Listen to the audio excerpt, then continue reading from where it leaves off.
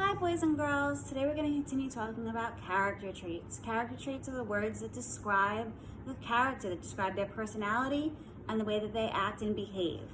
We're going to read how the Grinch stole Christmas, and we're going to see not just the character traits of the Grinch, we're going to see how the Grinch changes in the story.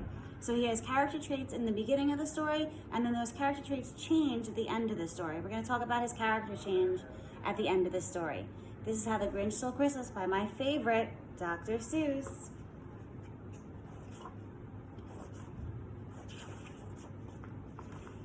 Every Who down in Whoville liked Christmas a lot, but the Grinch, who lived just north of Whoville, did not.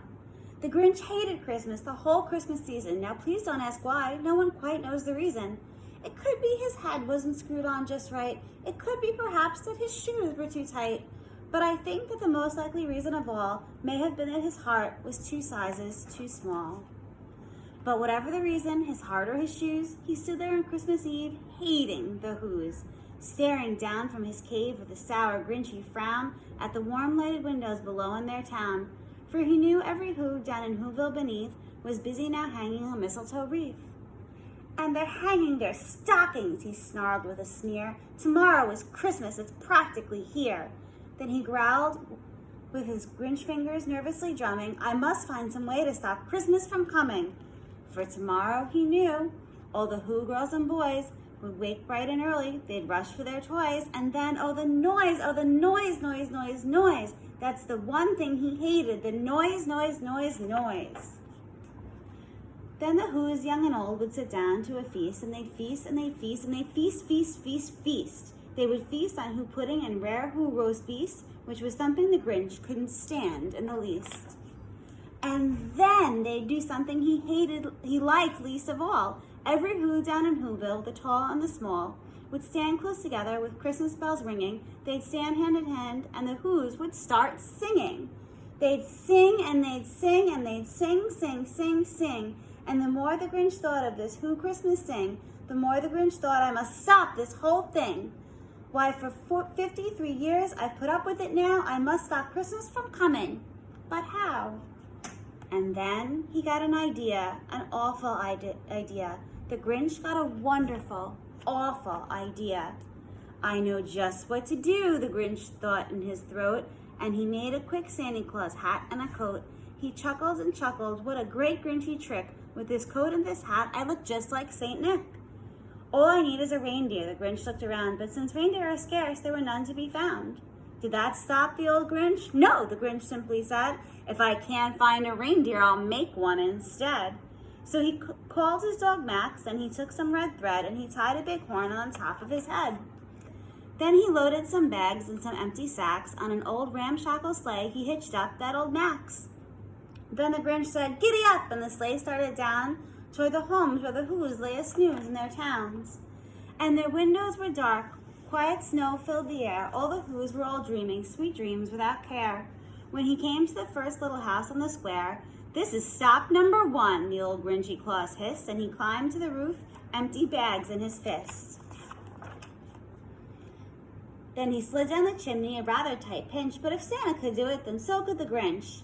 He got stuck only once for a moment or two, then he stuck his head out of the fireplace flue, where the little Who stockings all hung in a row. These stockings, he grinned, are the first things to go. Then he slithered and slunk with a smile most unpleasant. Around the whole room he took every present. Pop guns and bicycles, roller skates, drums, checkerboards, tricycles, popcorn and plums. And he stuffed them in bags. Then the Grinch very nimbly stuffed all the bags one by one up the chimney. Then he slunk to the icebox. He took the Who's feast. He took the Who pudding. He took the roast beast. He cleaned out the icebox as quick as a flash. Why, that Grinch even took the last can of Who hash. Then he stuffed up the food up the chimney with glee. And now, grinned the Grinch, I will stuff up the tree. And the Grinch grabbed the tree and he started to shove when he heard the small sound like the coo of a dove. He turned around fast and he saw a small Who, little Cindy Lou Who was not more than 2. The Grinch had been caught by his tiny Who daughter, who got out of bed to get a cold cup of water. She stared at the Grinch and said, Santa Claus, why? Why are you taking our Christmas tree? Why? But you know, that whole Grinch was so smart and so slick, he thought up a lie and he thought it up quick. Why, my sweet little tot, the fake Santa Claus lied, there's a light on this tree that won't light on one side. So I'm taking it home to my workshop, my dear. I'll fix it up there, then I'll bring it back here. And his fib fooled the child, then he patted her head, and he got her a drink, and he sent her to bed. And when Cindy Lou Who went to bed with her cup, he went to the chimney and stuffed the tree up. Then the last thing he took was a log for the fire. Then he went up the chimney himself, that old liar. On the walls he left nothing but hooks and some wire. And the one little speck of food that he left in the house was a crumb that was even too small for a mouse. Then he did the same thing to the other Who's houses, leaving crumbs much too small for the other Who's mouses. It was dawn, all the Who's still abed, all the Who's still asnooze, when he packed up his sled. Packed it up with their presents, the ribbons, the wrappings, the tags, and the tinsel, the trimmings, the trappings.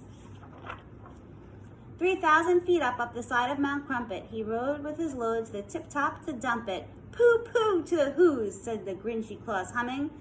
They're finding out now that no Christmas is coming. They're just waking up. I know just what they'll do. Their mouths will hang open a minute or two. Then the Who's down in Whoville will all cry boo-hoo. That's a noise, grinned the Grinch, that I simply must hear. So he paused, and the Grinch put his hand to his ear. And he did hear a sound rising over the snow. It started in low, then it started to grow. But the sound wasn't sad. Why, the sound sounded merry. It couldn't be so, but it was merry, very. He stared down at Whoville, the Grinch popped his eyes, then he shook when he saw a shocking surprise. Every Who down in Whoville, the tall and the small, was singing without any presents at all. He hadn't stopped Christmas from coming. It came. Somehow or other, it came just the same. And the Grinch, with his Grinch feet ice cold in the snow, stood still, puzzling and puzzling. How could it be so? It came without ribbons. It came without tags. It came without packages, boxes, or bags. And he puzzled 3 hours till his puzzler was sore. Then the Grinch thought of something he hadn't before. Maybe Christmas, he thought, doesn't come from a store. Maybe Christmas, perhaps, means a little bit more. And what happened then? Well, in Whoville they say that the Grinch's small heart grew 3 sizes that day. And the minute his heart didn't feel quite so tight, he whizzed with his load through the bright morning light, and he brought back the toys and the food for the feast, and he himself, the Grinch, carved the roast beast. Okay, boys and girls, so you saw how the Grinch changed in the story. In the beginning of the story, a character trait that would describe him would be very selfish, very cruel, and at the end of the story, he changed to be very caring, very giving, maybe very loving, and these are character traits that describe him at the beginning and end of the story. So his character changed from being cruel and greedy in the beginning to being caring and loving at the end. Okay, I hope you enjoyed the story. Bye-bye.